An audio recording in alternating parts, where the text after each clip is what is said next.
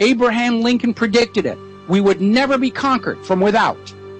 We would be destroyed from within by corruption. That's where we are right now.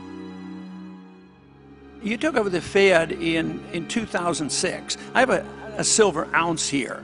And this ounce of silver back in 2006 would buy over 4 gallons of gasoline. Today it'll buy almost 11 gallons of gasoline. That's preservation of value, and that's what the market has always said should be money. Thomas Jefferson said it, when people fear the government, you have dictatorship. When the government fears the people, you have freedom and liberty. The private financial banking interests who created the Federal Reserve literally bribed Congress and a president to get their own way. And we know what has happened to politicians who stand up to the bankers. They get shot at. If you loan me $100 and in 2 years from now I gave you 90 back, you'd be pretty upset. But we hand back money back that's worth 10 or 15 or 20% less, and nobody seems to be able to do anything about it. It's very upsetting. But it's theft. If I don't give you your full $100 back, if you loan me $100, I'm stealing $10 from you. So somebody's stealing wealth, and this is very upsetting. When Andrew Jackson shut down the second bank of the United States of America, there was almost immediately an assassination attempt on his life. Both pistols failed to fire. Piece of luck there. Lincoln issued his greenbacks to fund the Civil War rather than plunge the North into 35% per annum interest to the bankers. And then as the war wound down, because the greenbacks were working so well, he said, I think we're going to keep these things.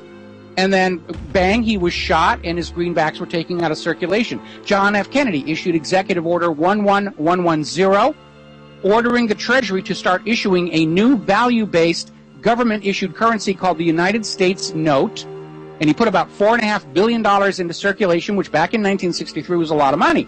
Why is it that we can't consider, the two of us, an option?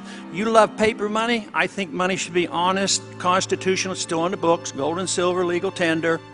And 5 months after he signed that executive order, he was shot dead in Dealey Plaza. And John J. McCloy, president of the Chase Manhattan Bank, president of the World Bank, was put on the Warren Commission. Why? The Warren Commission was supposed to be investigating the death of a president, and I don't care how good a banker John J. McCloy is, he is not qualified to investigate a homicide. So obviously he was there to make sure that the economic dimensions of the assassination of the President of the United States of America were never allowed to be made public. As much as I would like to do something with the Fed, I say the Fed's going to self-destruct eventually anyway when the money's gone. At this point, I am absolutely convinced our current government and our current economic system cannot be saved.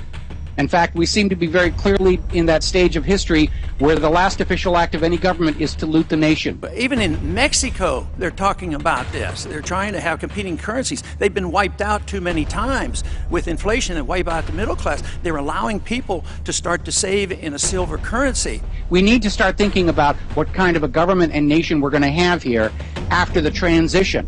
And obviously, top of my list is no private central bank and open and honest, transparent elections. Why couldn't people save, put this in a mattress and get 4 or 5 times much of the value in a few years? So the record of what you've done in the last 6 years is destroy the value of real money. So if we're going to build a new nation and it's going to be a nation responsive to the people, we're going to have to sit on top of them. And we're going to have to remind them, you work for us. You are not in authority. You obey the will of the people. We're in authority. We the people. That's why it's at the top of the Constitution. It doesn't say we the government. It doesn't say we the bankers. It doesn't say we the Israelis. It says we the people. This is our country, and you either play by the rules or you are fired, and we have to be willing to enforce that. We have a system that is destined to change. The big question before us is, what's it going to change to? Are we going to accept more authoritarianism and tyranny, or are we going to accept the cause of liberty and return those freedoms to the American people?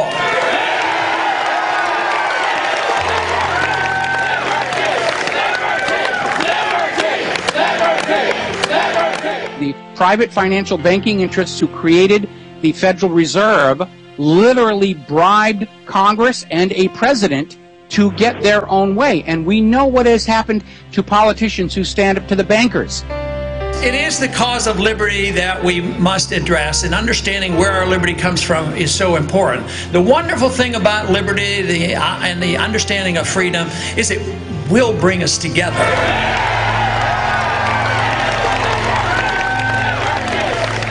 Dr. Congressman and Presidential Candidate Ron Paul.